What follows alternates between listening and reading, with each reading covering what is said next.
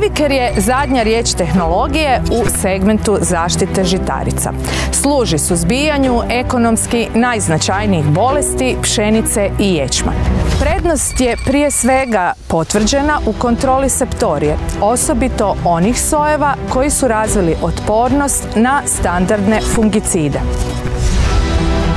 Reviker je fleksibilan i jednostavan za primjenu i omogućava lakše planiranje zaštite vaših usjeva.